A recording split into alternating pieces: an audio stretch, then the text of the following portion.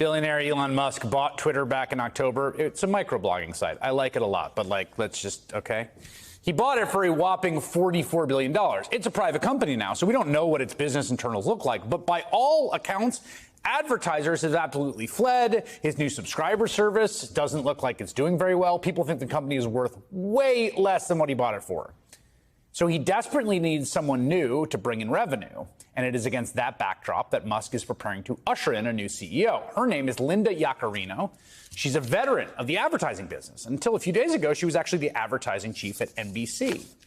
She's going to have her work cut out for her. This is what the current state of Twitter is right now. As Ben Collins reported, if you search for cats or dogs on Twitter a few days ago, you got animal torture videos, because apparently Twitter had screwed up the code that would have stopped that stuff from surfacing, and instead they were surfacing it.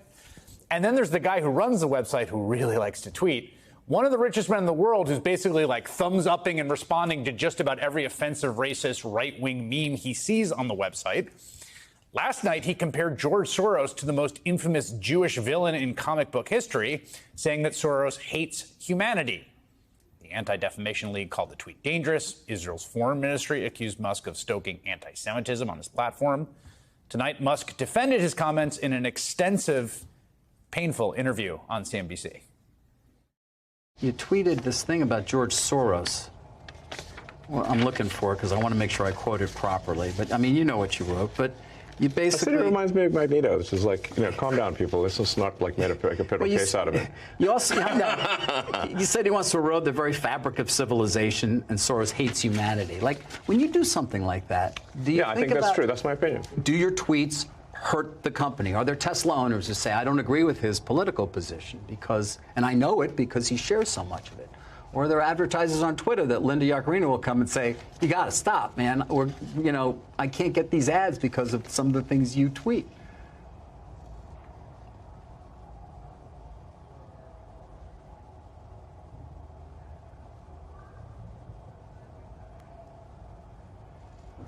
I'm reminded of the scene in The Princess Bride. Great movie. Great movie. Where he confronts the person who killed his father. And he says,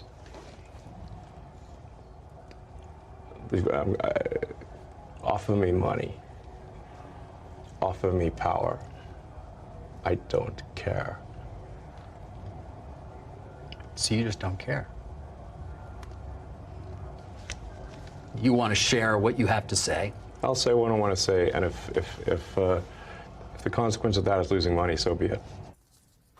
Joined now by NBC News senior reporter Ben Collins, who wrote about the grotesque cat search issue on Twitter, and Michelle Goldberg, whose latest op-ed for the New York Times focused on the influence of Christian nationalism.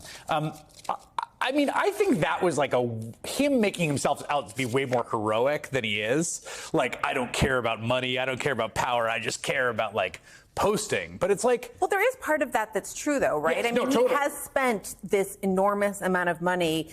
Billions of dollars to post. And posting is clearly his life's passion. That's what he wants to do. He wants to post. Right. He just does it all day long. Which I find relatable, but that's another story. Yes, but he is doing it and he's burning through billions of dollars to post. And he exists as both, you both shouldn't be on Twitter because Elon Musk owns it, but also Elon Musk is the incarnation of why you shouldn't be on Twitter, because he shows you every day what Twitter does to someone's brain, right? You just have He's seen... the cautionary tale. Right, you watch this person kind of be radicalized and red-pilled in real time as every trollish conspiracy theory he just mainlines and then regurgitates it. It's like when you go to a candle shop and the candles look so beautiful and pristine, and then when it's melted down and it's dripping, that's the before and after.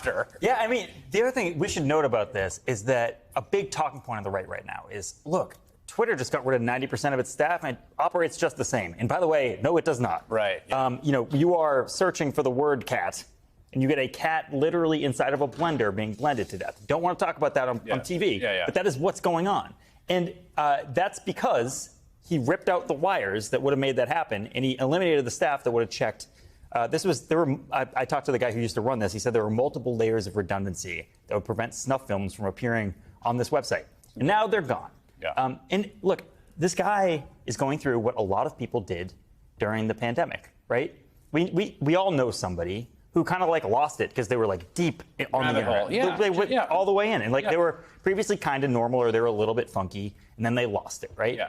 That's what's going on. I'm just wondering how we're long. watching it. Yes, we're happening in real time. I'm just wondering how long, like, titans of industry and people who are trying to do business with this guy and his other ventures are going to put up with this stuff. I mean, there's something more than though. So it's also like first of all, he's just like he's like the least entertaining poster ever. He's not funny or witty. There's nothing sort of clever or interesting. He doesn't have any like innate talent for it, and yet desperately wants to be it. Well, that's the pathos of it. That is the right? It's really it's intense levels of pathos wrapped up in this. But the other thing is like he's just saying, there was this shooting in Allen, Texas, right? And Bellingcat, a really interesting journalistic outfit that does sort of open source research, located the profile for the shooter. He was very clearly an avowed white supremacist Nazi. He had a Latino surname, but those two things are not incommensurate. They can coexist. And, Elon Musk calls it into question as like a psyop. When Paul Pelosi is attacked, he posts this like disgusting fabricated conspiracy theories. Like that part of it is like, forget what his bad views are. Like he is mainlining like false things. Right, and I think more than that, I mean, I believe he shadow banned Bellingcat. And so I think what you see with him, made it harder to get to their which is kind of was the big right-wing argument about why Twitter was violating the First Amendment before Elon Musk took over. I think that all of this is of a piece. You see, for example, what Elon Musk has done in Turkey, where he, acceded to the Erdogan government's demands that Twitter take down, kind of content about or opposition content. So he is the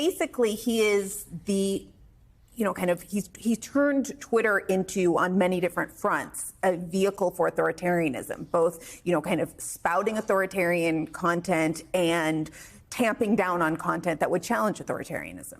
In terms of the advertising, I mean, they are an advertising company. Yes. They have been, to the extent they were ever profitable. Yep. It just seems like you're not like, what are you going to do? Put your tweets next to him saying George Soros is a big comic book Jew villain? That's basically what he's saying. And look, Chris, for the last few years, I've had to go to the worst websites in the world every day. I had 8chan when that was in its big thing, 4chan.